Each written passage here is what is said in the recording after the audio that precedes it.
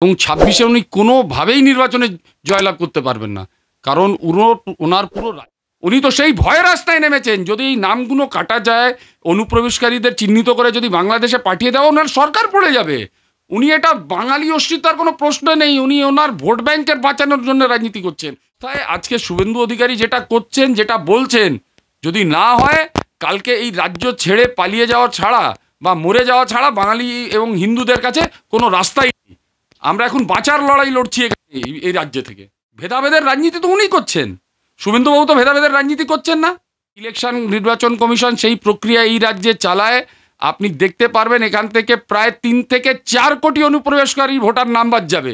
দিন দিল্লিতে উনি খুব যাতায়াত করেন। বোধহয় আমি মুখ্যমন্ত্রীকে একটা দেবো যে উনি গিয়ে একটু চিত্তরঞ্জন পার্কে গিয়ে দিল্লিতে ঘুরে আসতে। উনি বাঙালিদের অবস্থা গিয়ে দেখতে পারবেন।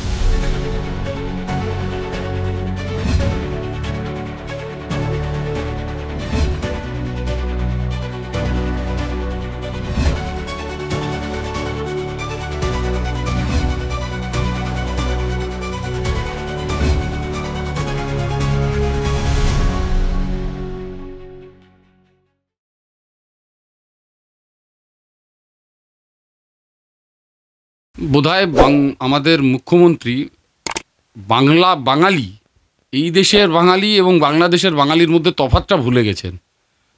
অনুপ্রবেশকারী আর বাংলা ভাষাভাষী লোক এক না। আমাদের মুখ্যমন্ত্রী যাদেরকে সামনে কেন্দ্র করে মিছিলটা করছেন, উনি পার্টিকুলার একটা কমিউনিটিকে খুশি করার জন্যে বা তোষণ করার জন্যে এই রাস্তায় হাঁটলেন। উনি বাঙালির অস্মিতার কোনো প্রশ্ন নেই। উনি নিজের ভোট ব্যাংকটাকে সামলাচ্ছেন। উনি জানেন যে অনুপ্রবেশকারীরা যদি চিহ্নিত হয় এবং এখান থেকে যদি বের হয়ে যায়, ওনার ভোট ব্যাংকে ধস নামবে এবং ২৬-এ উনি কোনোভাবেই নির্বাচনে জয়লাভ করতে পারবেন না। কারণ ওনার পুরো রাজনীতিটাই দাঁড়িয়ে আছে ওই অনুপ্রবেশকারীদের ভোটের ওপরে দাঁড়িয়ে। আজকে আপনি দেখুন না, আপনার জেলায় যেতে হবে না, খাস কলকাতায় দেখুন কিভাবে ডেমোগ্রাফি চেঞ্জ হয়েছে। আপনি দেখুন কলকাতায় আশেপাশে দেখে নিন। আগে পুরোনো দিনের, আজ থেকে 10 বছর আগেকার কলকাতা আর আজকের কলকাতা, আমি বেশি পেছন দিকে যেতে বলবো না, 10 বছরের মধ্যে দেখুন কিভাবে ডেমোগ্রাফিক চেঞ্জেস এসছে। উনি এটা বাঙালি অস্মিতার জন্য ওনার কোনো মোহ মায়া মমতা নেই। ওনার নিজের ভোট বাঁচানোর লড়াইতে নেমেছেন। উনি জানেন যে এই অনুপ্রবেশকারীরা চলে গেলে ওনার ভোট ব্যাংক চলে যাবে। আমি দেখুন না, আমি তো আমার জন্ম হচ্ছে বহরমপুর, মুর্শিদাবাদে। আমি ওখানে জন্ম, বড় হয়েছি ওখানে। তো আমি বহরমপুরে দেখুন কিভাবে ডেমোগ্রাফিক চেঞ্জ হয়েছে। আগেকার দিনে বহরমপুর, এখনকার দিনে আপনি অধীর রঞ্জন চৌধুরীর স্টেটমেন্ট দেখুন, যখন উনি লোকসভার নির্বাচনে হেরে গেলেন, উনি কি বলেছেন আমি ওই কথাটার মুখে বলতে পারছি না। আপনি দেখুন কোন জায়গায় বাংলার রাজনীতিটাকে নিয়ে উনি দাঁড় করিয়ে দিয়েছেন। উনি তো বলছেন যে আমরা ভেদাভেদের রাজনীতি করছি। ভেদাভেদের রাজনীতি আজকে দেখুন না, বাঙালি হিন্দুরা আমাদের এই রাজ্যে we have became a second class citizen. আমরা তো দ্বিতীয় শ্রেণীর নাগরিক হয়ে দাঁড়িয়েছি। আজকে এখানে কারা প্রাধান্য পাচ্ছে? আজকে দেখতে হবে আমাদের যারা বাঙালি হিন্দু, তারা কি এই রাজ্যের নাগরিক না? এই প্রশ্নটা তো ওনার কাছে তোলা। উনি তো শুধু তোষণের রাজনীতি করতে গিয়ে এই পুরো রাজ্যটাকে গর্তে ফেলে দিচ্ছেন, শুধু ভোটের রাজনীতি করতে গিয়ে। আমরা বোধহয় ইতিহাস ভুলে যাই। এই কলকাতা শহর সাক্ষী, দি গ্রেট ক্যালকাটা কিলিংস 1946 সাল। আমরা ভুলে যাই। আমরা কি ওই দিনটাকে আবার ফিরিয়ে আনতে চাইছি? মুখ্যমন্ত্রী কিন্তু সেই পথেই নিয়ে যাচ্ছেন এই রাজ্যটাকে। উনি চাইছেন এই বাঙালি হিন্দু আমরাও এই রাজ্যের নাগরিক, আমাদেরও অধিকার আছে, বেঁচে থাকার অধিকার আছে। আমরা তো সেই লড়াই করে যাব। এটা তো উগ্র। উনি তোষণ করে যাবেন একদিকে, আর একদিকে হিন্দুদেরকে রাস্তায় ফেলে দেবেন। তো এখন তো প্র্যাকটিক্যালি পিঠ দেওয়ালে ঠেকে গেছে। এখন তো লড়াই ছাড়ার কোনো রাস্তা নেই। আমি তো আমার অধিকারের কথা বলছি। ভেদাভেদের রাজনীতি তো উনি করছেন। শুভেন্দুবাবু তো ভেদাভেদের রাজনীতি করছেন না। মুখ্যমন্ত্রী বলছেন বাংলায় কথা বললে ডিটেনশন ক্যাম্পে, এবং তিনি কেন্দ্রকে আক্রমণ করে বলছেন বাঙালিদের দিয়ে কাজ করাবে, আর বাংলায় কথা বললেই গ্রেফতার করবে। বাংলা কি ভারতের বাইরে? বোধহয় উনি নিজের ব্যর্থতাটাকে ঢাকতে পারছেন না। আজকে এই যে পরিযায়ী শ্রমিক যাচ্ছে কেন, প্রথম উত্তর হচ্ছে যাচ্ছে কেন? এখানে কোনো কলকারখানা নেই, চাকরি নেই, সব কি নেই সরকার চলছে, চাকরি নেই, কলকারখানা নেই, আছে এটা কি দুর্নীতি, চুরি। ফলে এখানকার রাজ্যের নাগরিকরা অন্য রাজ্যে পরিযায়ী শ্রমিকরা হিসেবে যেতে বাধ্য হচ্ছেন। বোধহয় মুখ্যমন্ত্রী কোনোদিন দিল্লিতে উনি খুব যাতায়াত করেন। বোধহয় আমি মুখ্যমন্ত্রীকে একটা দেবো যে উনি গিয়ে একটু চিত্তরঞ্জন পার্কে গিয়ে দিল্লিতে ঘুরে আসতে, উনি বাঙালিদের অবস্থা গিয়ে দেখতে পারবেন। লাখ লাখ বাঙালি মানুষ ইভেন রাজ্যে দিল্লিতে থাকে, চিত্তরঞ্জন পার্কটা একটা জায়গা পুরো দিল্লিতে ছড়িয়ে ছিটিয়ে থাকে। উনি বাংলাদেশি আর বাঙালিদের মধ্যে তফাৎটা ভুলে গেছেন। এই তফাৎটা উনি যদি মনে করেন অনুপ্রবেশকারীদের এই রাজ্যে কেন এই দেশে কোথাও ঠাঁই হতে পারে না। আপনি চিত্তরঞ্জন পার্কের কথা তুলে আছে, তাহলে কি আপনি বলছেন মুখ্যমন্ত্রী কালে তো মিথ্যে কথা বলছেন, প্রহসন করছেন? প্রহসন করছেন, উনি ভোট ব্যাংকের রাজনীতি করছেন। এই রাজ্যে আমি আপনাকে দায়িত্ব নিয়ে বলছি, যদি ইলেকশন নির্বাচন কমিশন সেই প্রক্রিয়া এই রাজ্যে চালায়, আপনি দেখতে পারবেন এখান থেকে প্রায় 3 থেকে 4 কোটি অনুপ্রবেশকারী ভোটার নাম বাদ যাবে। উনি তো সেই ভয়ের রাস্তায় নেমেছেন। যদি এই নামগুলো কাটা যায়, অনুপ্রবেশকারীদের চিহ্নিত করে যদি বাংলাদেশে পাঠিয়ে দেওয়া, ওনার সরকার পড়ে যাবে। উনি এটা বাঙালি অস্তিত্বের কোনো প্রশ্ন নেই, উনি ওনার ভোট ব্যাংকের বাঁচানোর জন্য রাজনীতি করছেন এবং লড়াই করছেন। আমরা এই দেশের নাগরিকের জন্যে, সে বাংলাভাষী হোক, মারাঠিভাষী হোক, উর্দুভাষী হোক, তামিলভাষী হোক, তেলুগুভাষী হোক, মালয়ালম হোক, এই দেশ এই রাজ্য যেভাবে এই রাজ্যের মানুষের জন্য, এই দেশটা এই দেশের নাগরিকের জন্যে। অনুপ্রবেশকারীরা আমাদের দেশের সংসাধনের ওপরে এসে কবজা করতে পারে না। আসামের মুখ্যমন্ত্রী একটা টুইট করেছেন, 160 বর্গ কিলোমিটার জায়গা ইতিমধ্যে অনুপ্রবেশকারীর হাত থেকে ফাঁকা করাতে পেরেছেন। আমরা যদি পশ্চিমবঙ্গকে এই অনুপ্রবেশকারীদের হাত থেকে মুক্ত না করতে পারি, এটা এক মুক্তাঞ্চল হয়ে যাবে, মুক্তাঞ্চল হয়ে যাবে। আমরা সেলফ সুসাইডের দিকে এগিয়ে যাচ্ছি যদি এটা না আটকাতে পারি। আসামের ক্ষেত্রে সেন্ট্রাল ট্রিটমেন্ট একরকম, পশ্চিমবঙ্গের ক্ষেত্রে কোথাও কোনো ট্রিটমেন্ট আলাদা ট্রিটমেন্ট না, এটা তো কেন্দ্রীয় আইনে হিসাবে। আমি সামান্য বন্যা ত্রাণের হিসাবে যদি মুখ্যমন্ত্রীর কথা ধরি, মুখ্যমন্ত্রী বলছেন যে বন্যা ত্রাণের টাকা পায় আসাম, বাংলা পায় না। উনি ভুল তথ্য বলছেন, ওনাকে বলুন রিপোর্টগুলো পাবলিশ করতে। সব থেকে যেদিন আপনার বোধহয় একটা ঘটনা মনে আছে, যখন আয়লা হলো, করোনা চলছে, প্রথম দিন কিন্তু প্রধানমন্ত্রী নিজে এই রাজ্যে সফরে এসে এবং প্রধানমন্ত্রীকে তিরস্কার করা হলো।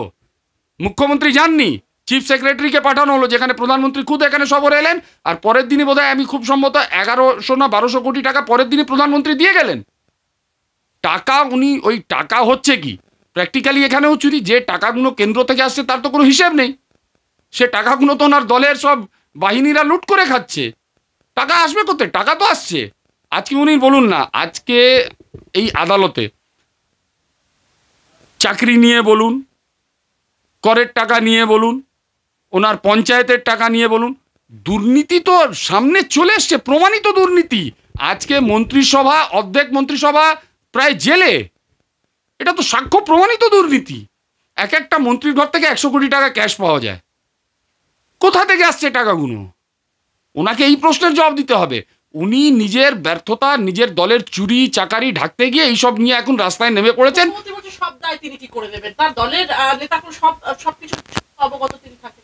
এটা হতে পারে মুখ্যমন্ত্রী প্রশাসনটাকে নিজের হাতের তালুর মতন চেনেন। কোন থানায় কোন ওসি চাকরি করে তার নাম ধরে মুখ্যমন্ত্রী চেনেন। মুখ্যমন্ত্রী চান না মুখ্যমন্ত্রী এবং ওনার পরিবার কাটমানি পায় না এবং সেই মন্ত্রী এখানে টাকা নিয়ে যাবে, কেউ ভাবতেও পারে?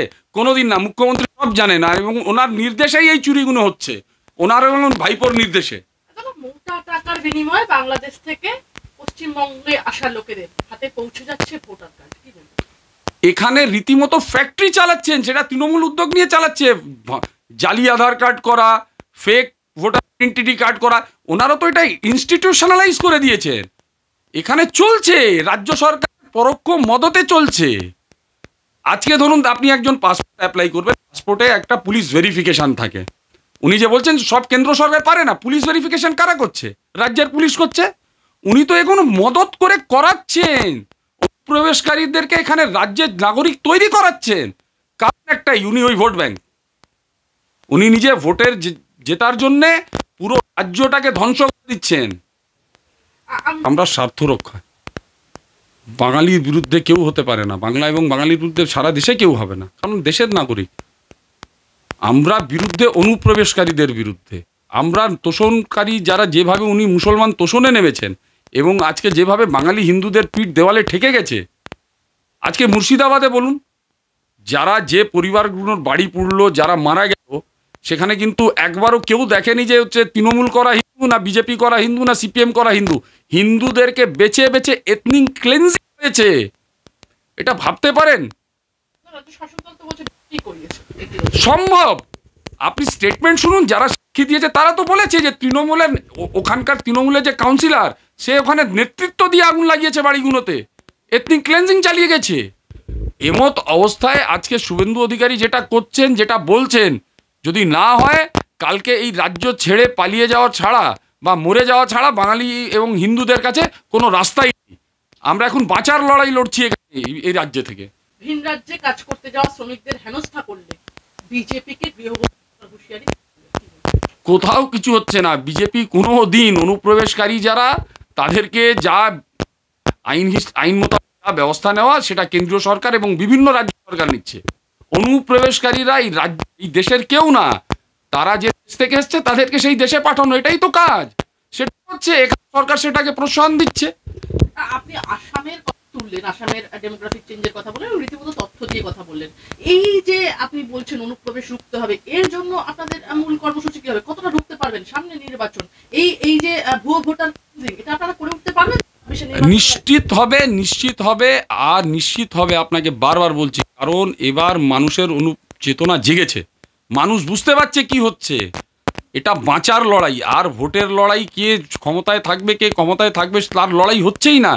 আজকের দিনে এটা হিন্দুদের এই রাজ্যে বেঁচে থাকার লড়াই, এবং এর উত্তর উনি পাবেন। উনি খুব ভালো করে জানেন যে বিহারে যেটা হচ্ছে, যখন এখানে নির্বাচন হবে, রাজ্য নির্বাচন কমিশন এখানেও সেই সেম একই পদ্ধতিতে নির্বাচন হবে, এবং একই পদ্ধতিতে নির্বাচন হলে উনি জানেন, আমি আমার অনুমানে বলছি 3.5 থেকে 4 কোটি অনুপ্রবেশকারী যারা ভুয়ো অন্য বাংলাদেশের নাগরিক, তারা এখানকার ভোটার হিসেবে দাঁড়িয়ে আছেন।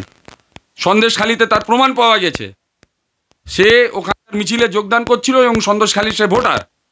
এই সংখ্যা 3.5 থেকে 4 কোটি। যদি এরা বাদ যায়, উনি জানেন ওনার হার নিশ্চিত। শুধু নিজের ক্ষমতার ধরে রাখার জন্য উনি রাজ্যটাকে ধ্বংস করছেন। গতকাল এই যে বলছেন হার নিশ্চিত, সেই আশঙ্কা, সেই ডঙ্কার সুরেই কি মুখ্যমন্ত্রী পথে ভয় আর উনি জানেন। এই যে তথ্যগুলো আমরা কথা বলছি, উনি খুব ভালো করে জানেন যে আফটার বিহার, যেহেতু বিহারে সংখ্যাটা কম, বিহারে ওই কয়েকটা জেলা আছে, আমি যেটা কৃষ্ণগঞ্জ, পুরুলিয়া, যেগুলো বর্ডারিং স্টেট, ওখানেই অনুপ্রবেশকারীদের সমস্যা আছে, ওরা ওখানে চিহ্নিত হয়েছে। উনি খুব ভালো করে জানেন যে 26-এর আগে নির্বাচন কমিশন এই চিহ্নিতকরণের কাজ এই রাজ্যেও করবে, এবং এই রাজ্যে করলে উনি হারবেন, কারণ উনি জানেন এই ভোট ব্যাংকের উপরে দাঁড়িয়ে উনি ক্ষমতায় ফিরে এসছেন, আর এই ভোট ব্যাংক ওনার চলে গেলে উনি জিততে পারেন না। আমি আপনাকে বলছি, উনি এই শুধু অনুপ্রবেশকারীরা যদি এখান থেকে সরে যায়, আমি বলছি এখানকার বাঙালি মুসলমানরাও ওনাকে একটা ভোট দেবে না, কারণ ওদের এই যে অনুপ্রবেশকারীর জন্য ওরাও ওদের জন্য সমস্যা হয়ে দাঁড়াচ্ছে।